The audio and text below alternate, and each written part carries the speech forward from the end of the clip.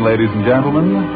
On this Christmas Eve, once again, Lionel Barrymore sets aside his role as mayor of the town to take you back to a Christmas Eve 100 years ago with his unforgettable portrayal of Scrooge. And now, Lionel Barrymore in Dickens' A Christmas Carol.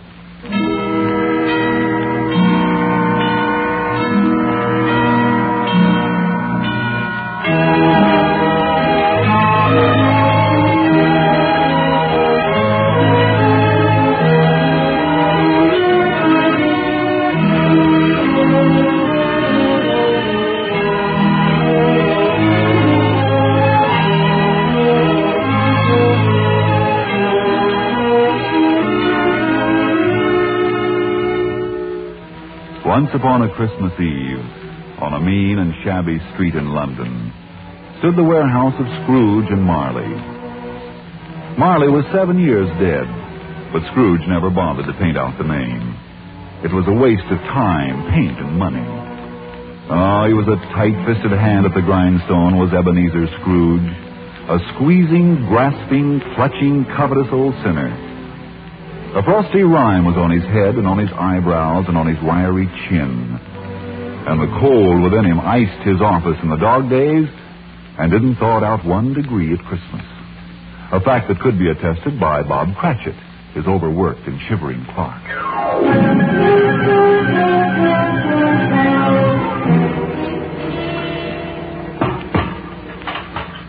And what do you think you're about to do with that coal scuttle, Mr. Cratchit?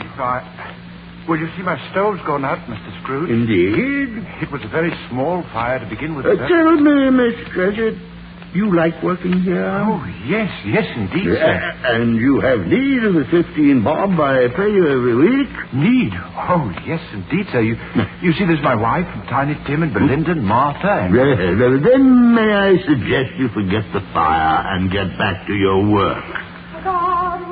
Unless, of course, you would prefer to keep Christmas by losing your situation. Losing? Oh, no, sir. I'll get on with copying those letters at once, sir. I'm very sorry, Mr. Scrooge. It won't happen again, sir. I promise you. And chase that blasted little sweep away from the door. Christmas Carol.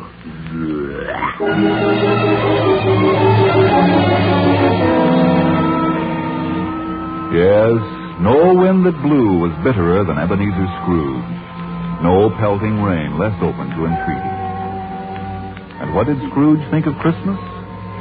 Well, on this particular Christmas Eve, his only nephew, Fred, stopped by the warehouse to see him. Merry Christmas, Uncle. God save you. Humbug. Christmas, a humbug? Oh, come now. You don't mean that. I do. Merry Christmas. What right have you to be merry? You're poor enough. Very well, then. What right have you to be dismal? You're rich enough. Humbug. Oh, don't be cross, Uncle. What else can I be when I live in such a world of fools as this? Merry Christmas. Out upon Merry Christmas. What's Christmas time to you but a time for paying bills without money? Time for finding yourself a year older and not an hour richer. A time for balancing your books and having every item in them through a round dozen of months presented dead against you. Uncle. Yeah. If I had my way, every idiot who goes about with Merry Christmas on his lips would be boiled with his own pudding and buried with a stake of holly through his heart. Uncle. Nephew, keep Christmas in your own way and let me keep it in mine. But you don't keep it. Well, let me leave it alone, then. Much good may it do you. Much good it ever has done you. Oh, I derive good from many things by which I haven't profited. And Christmas is one of them. Yeah. I've always thought of Christmas as a good time. A kind, forgiving, charitable, pleasant time. The only time in the long calendar of the year when people open their shut-up hearts and think of their fellow men. Humbug. And therefore, although it has never put a scrap of gold or silver in my pocket, I believe that it has done me good and will do me good. And I say, God bless it. You're a very powerful speaker, sir. I wonder you don't go into Parliament. Oh, don't be angry, Uncle. Come and dine with us tomorrow. Good afternoon, nephew. But why won't you? Good afternoon. Well, I'm sorry to find you so resolute. But Merry Christmas, Uncle. Good afternoon. And a Happy New Year. Good afternoon.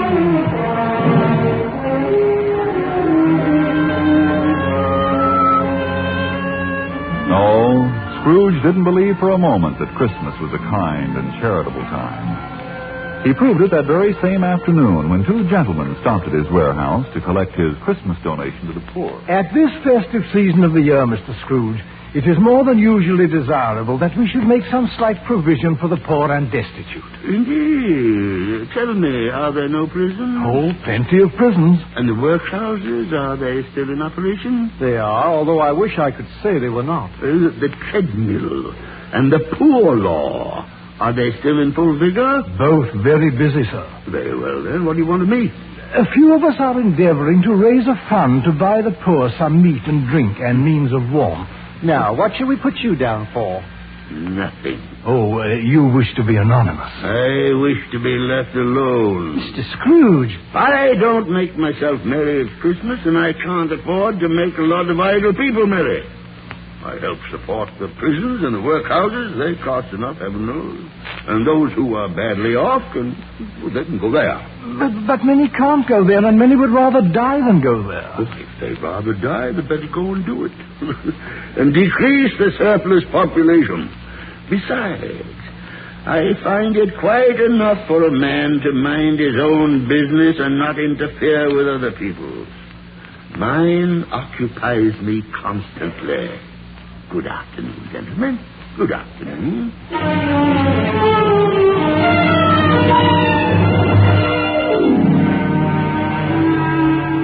It was cold and dark when Scrooge left the ancient warehouse. The fog was so thick that he had some difficulty in locating the lowering pile of building where he had a gloomy suite of rooms. Since Marley's death, no one lived there but Scrooge. Then, as he put his key in the lock of the door, a strange thing happened.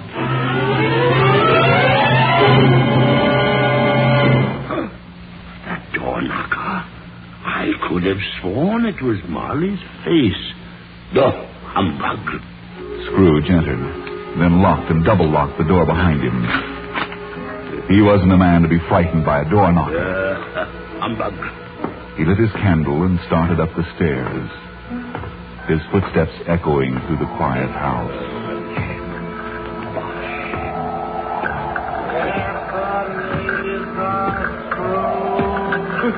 What's that? Who's there? What was that noise deep down below in the cellar, as if somebody were dragging a heavy chain? What's that? The sound grew louder on the cellar stairs, rose higher in the empty halls below, and then clanged and clattered on the stairs behind Scrooge as he fled.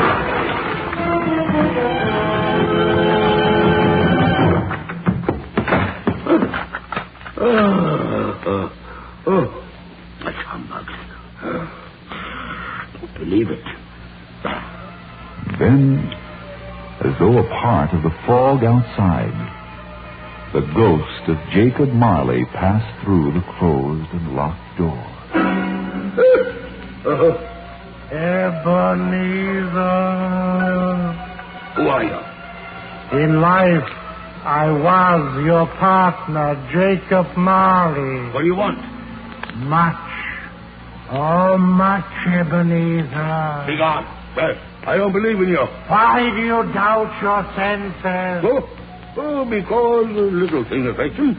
A very slight disorder of the stomach makes him cheat. Well, you may be an undigested bit of beef, or a blot of mustard, a crumb of cheese, or a fragment of underdone potato. There's more gravy than grave about you. Please don't do that. Don't do that. I beg of you. Oh, man of worldly mind, do you believe in me or not? I do. It'll make you any happier, Jacob. I do. But why do spirits walk the earth? Why do you come to me? It is required of every man that the spirit within him should walk abroad among his fellow men. Yes, Jacob, yes. And if that spirit goes not forth in life, it is condemned to do so after death. But why must you wear that heavy chain? That chain of cash boxes and keys and padlocks and ledgers and deeds and swollen purses. It is the one I forged in life. I made it link by link and yard by yard. But why should you be so accursed? You were always a good man of business, Jacob. Business? Mankind was my business. The common welfare was my business. Charity, mercy, forbearance were all my business. Jacob. Hear me. I will now. You may still have a chance and hope of escaping my fate. Thank you, Jacob. Thank you. You will be haunted by 3 spirits. 3, Jacob? Receive them. And for your own sake, remember what has passed between us. Jacob, wait. Now, don't leave me, Jacob, please. Look to see me no more. Farewell, Ebenezer. Jacob, wait. Jacob!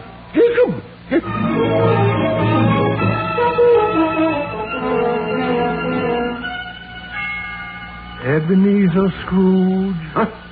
Oh, who are you? I am the ghost of Christmas past. Rise and walk with me. Walk? In my slippers? And dressing gown and nightcap? Come, we will leave by the window. Oh, no. That's all very well for spirits, but I'm only a mortal and liable to fall. Bear but a touch of my hand thus on your heart, and you shall be upheld in more than this. Come, Ebenezer Scrooge.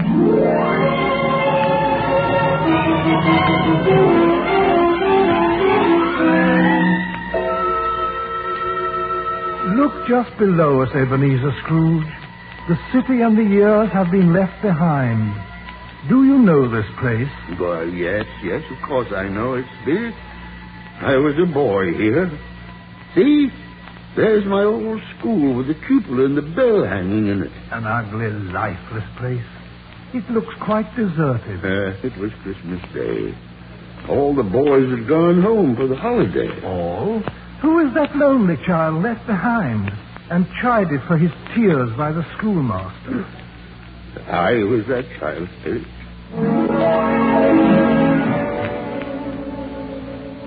Now, Master Ebenezer. No tears, if you please. There's nothing more degrading than self-pity. Besides, Christmas isn't all important.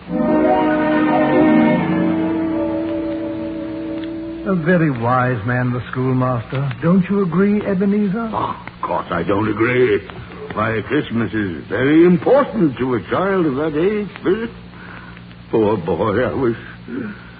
Oh, well, it's too late now.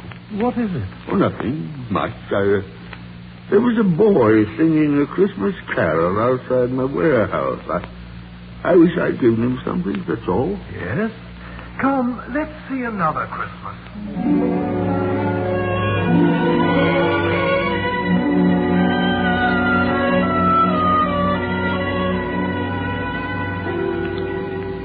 Now we are in the city, and that lonely boy is older.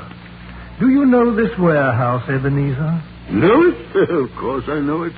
I was apprentice here. Were you happy? Oh, yes. I was very happy, Spirit, very happy.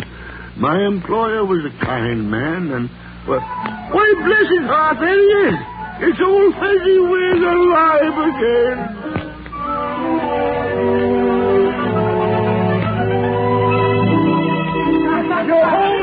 No more work tonight. Christmas evening, Christmas, Ebenezer. We're having a party tonight. A party, Mr. Fezziwig? Oh, who's invited? The butcher, the baker, the milkman, the cook. Oh, here's the fiddler already. Clear away, lads, clear away. Come, Master Fiddler, unlimber your fingers and give us something for dancing with plenty of life in it. Christmas Eve, you know, the best time of the year. God bless it.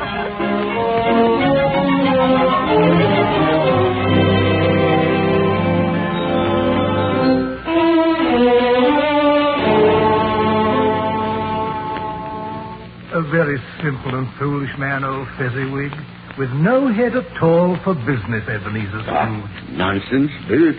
Why, He was one of the greatest men alive. Indeed. I only wish... Yes? Oh, nothing. I was just thinking of my own clerk, Bob Cratchit, that's all. Strange. But my time grows short, and there is one more place we must visit. Come.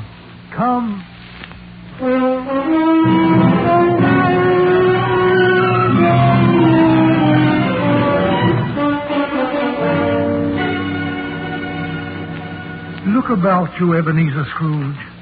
That man and woman so busy wrapping up Christmas gifts for children. Do you know them? I know the woman, yes. We were to have been married. But she felt we weren't suited to each other. Didn't she release you from your promise because another idol had displaced her? A golden idol? Yes, she said something like that. Yes. Great pity. Listen, they speak.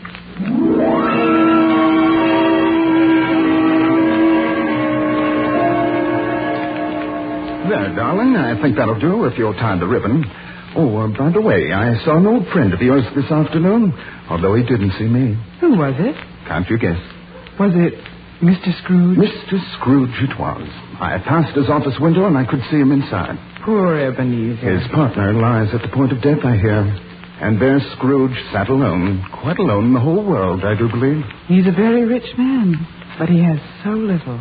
No friends, no children, no one to love him at Christmas time. He must be so unhappy. And I feel very sorry for him.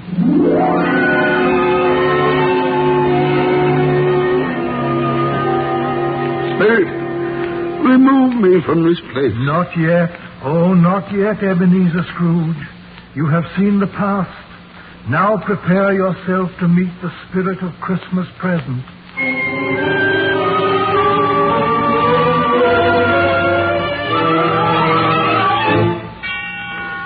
Spirit, where are you? Don't leave me alone. Be not afraid, Ebenezer Scrooge. Behold in me the spirit of Christmas present. The place is strange. Where are we? There below us lies Camden Town. Oh, Camden Town. Ah, that's where my clerk, Bob Cratchit, lives. Yes, it is he we visit. See, there below us is the street and house we seek. Not a pretty setting, is it? Well, no. It isn't exactly palatial. But it probably serves its purpose. After all, he's only a clerk. Ah, yes. And with so many mouths to feed, it's doubtless the best he can afford. Come, we will go in.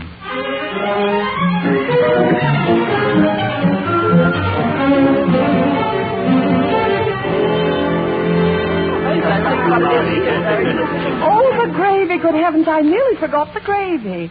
Here, Belinda, you watch the applesauce. Yes, Mother. Martha, you dust off the hot plate. I will. And Joseph and Thomas can start setting the chairs at the table. Yes, Mother. Yes, Mother. I don't see what's keeping your father and Tiny Tim. Well, perhaps the church service is extra long.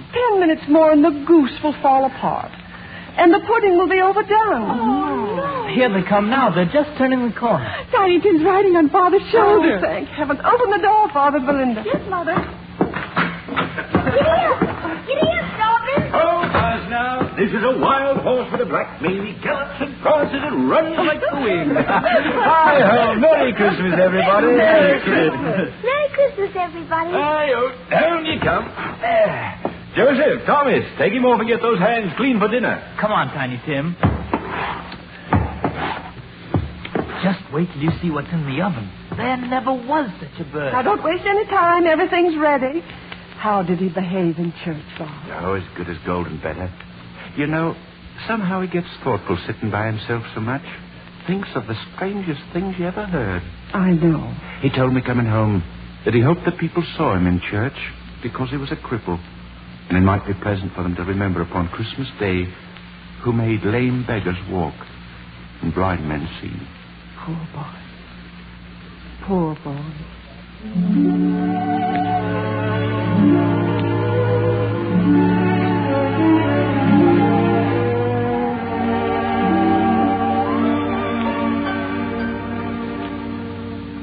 Why are there tears in your eyes, Ebenezer Scrooge? Cratchit never told me the boy was lame. He has worn that iron brace and he carried that little crutch ever since he can remember. Quiet. They gather at the table.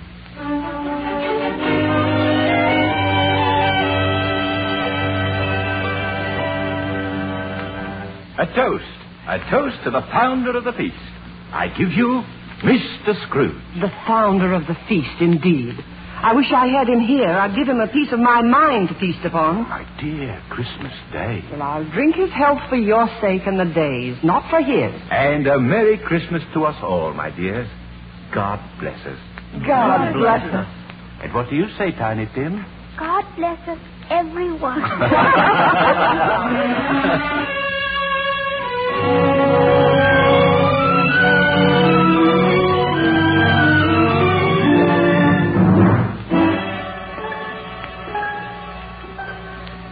Come, Ebenezer Scrooge.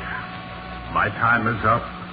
You must go to meet the third and last spirit. Wait, spirit. Please, wait. And tell me this before you leave me. Yes? Tell me, will Tiny Tim live? I see a vacant seat and a crutch without the owner. Oh, now, don't say that. If these shadows remain unaltered by the future, the child must die.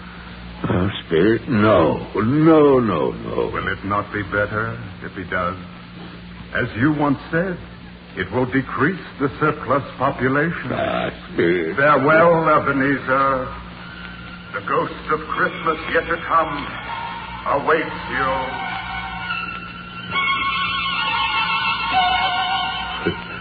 Where am I? What place is this? So dark and cold and thick with fog? And who are you, dark phantom with the hidden face? I fear you more than any of the others. Are you the ghost of Christmas yet to come? But this is a burial ground, neglected and overgrown with grass and weeds, the resting place of those forgotten and unloved. Why do you point to that stone? What name is written there that I must read? The letters are too dim and the fog's too heavy. Tell me, Spirit, who rests in this lonely, untended earth? You are that man, Ebenezer Scrooge. No, Spirit, no. You are that man. Spirit, hear me. I'm not the man I was. I'll not be the man I must have been but for this night. I will honor Christmas in my heart and try to keep it all the year. Hear me, Spirit. Hear me and tell me I may sponge away the writing on that terrible stone.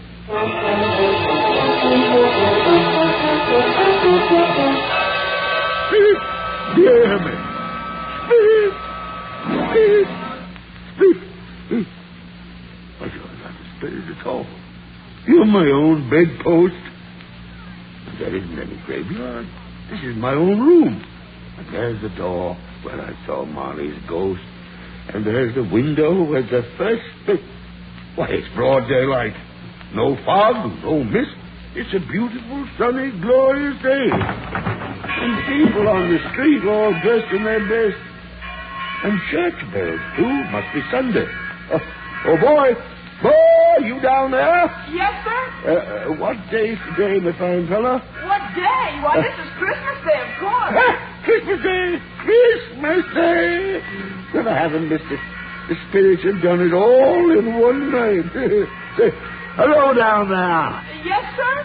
Do you know the poultry shop at the corner? I should hope so, sir. An intelligent boy. A remarkable boy. So tell me, do you know if they sold the prize turkey? The little one? No. The great big prize turkey. Oh, take him there right now. Go and tell him to bring it here. Yes, sir? Come back with a man and I'll give you a shilling. Come back in less than 5 minutes, you'll get half a crown. Yes, sir. Look at him run. I'll send it off to Bob Cratchit.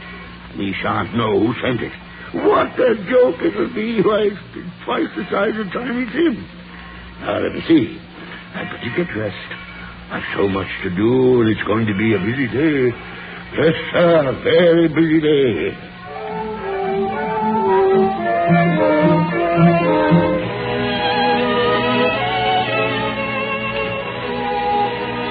And it was a busy day.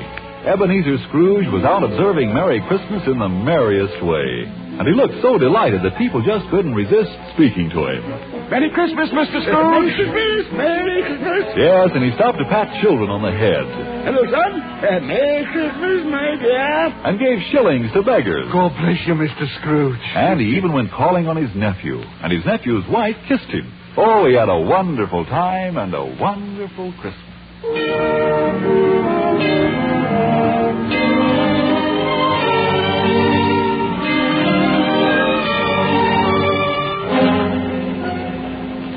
The morning after Christmas, he was early at the office. Scrooge wanted to be there first, and he wanted to catch Bob Cratchit coming in late. Well, Mr. Cratchit, so you finally got here, did you? Look at that clock.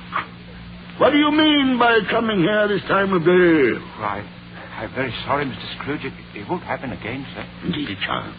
Indeed it shan't. Step over here to my desk, if you please. It's only once a year, sir. A poor sort of excuse, Mr. Cratchit.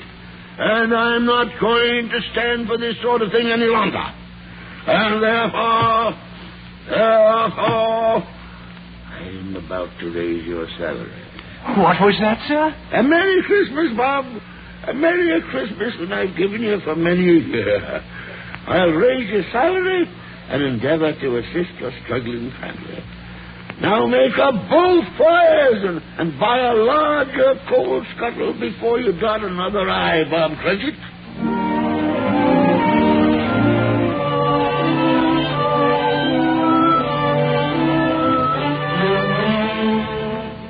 And Scrooge was even better than his word. He did it all and infinitely more. And to Tiny Tim, who did not die, he was a second father. He became as good a friend and as good a man as the good old city ever knew, or any other good old city, town, or borough in the good old world. And it was always said of him that he knew how to keep Christmas well, if any man alive possessed the knowledge. May that be truly said of us, and all of us.